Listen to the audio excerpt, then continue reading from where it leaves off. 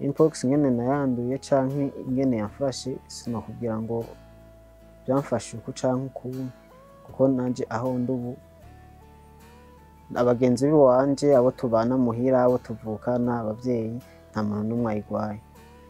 Mu kuyigwara na jewe novuga ngo sinayi ndayizi gose kubera nayo nibaza ko yaheze. Hama natangura ndagira ibimenyetso, hari ibimenyetso bugirava byo kumeneka umutwe, gushuha, gucika inkokora, umugongo. Ivyo ni ibimenyetso bitangura kuza imbere yuko ugwaya ngo haze ibiherehere. Ibyo byose namanza kuja kuvyivuza, nibaza ni malaria, n'uburuhe, ni infection, ni typhoide. Byose ndagenda ndivuza kwa muganga aho bari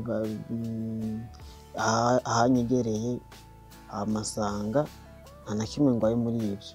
Mugabo ko ntari ndabizi ko ikintu cyane, nagumye ngura imiti y'ubushuhe, vya malaria, naho nyene bayibuze. Ariko mu nyuma haraza uduherehere, haragira umugenzi arambarira yuko yoba ari mpox.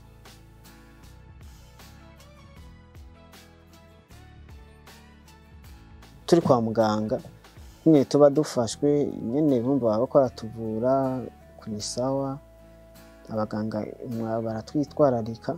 Ikibazo je nagiye kugira ico niyumvira ko ikibazo jewe ndiyo indani nararaba kungene dufashwe, turi mu bitaro nk'umuntu araje kukuraba, nashobora kuguha kuya kuntu kwera kuzi ko ugwaye, ntushobora kumuha ikintu ati tora uje kungurira amahera haje, uje utora amahera uje kungurira ikintu haje. Twamanza kuyapompa amahera akayatora akagenda kukugurira.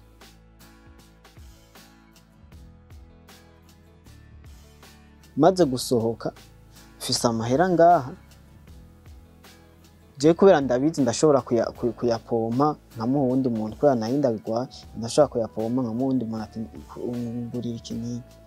Muga je maze gusohoka narimbona ingene tubayeho, uva harya umanza gukaraba, uja harya umanza gukaraba. Ariko je ndasohotse ndinjira muri bisi, nta kintu cyataye, mbona umenga babizi ko ndasohotse nshitse muri ville, nta namwe mbona aho gukaraba, urinjira mu bubare nta desinfectant, nta n'inze zo gukaraba kwereka, nkuko umenga nyene ntayo bazi iyo ngwara kandi irahari.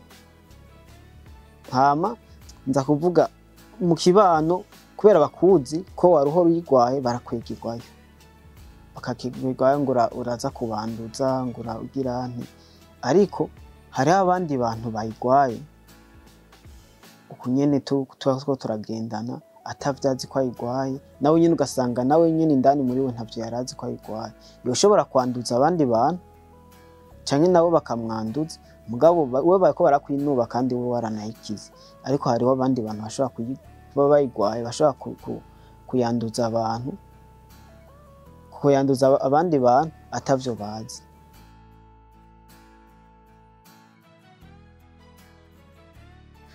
Bon, hariho nk'ababa babizi bakumva ko wakize nyene wakize nta kibazo. Muga rero hariho n'abandi no kukuramutsa amanza kwegirwayo.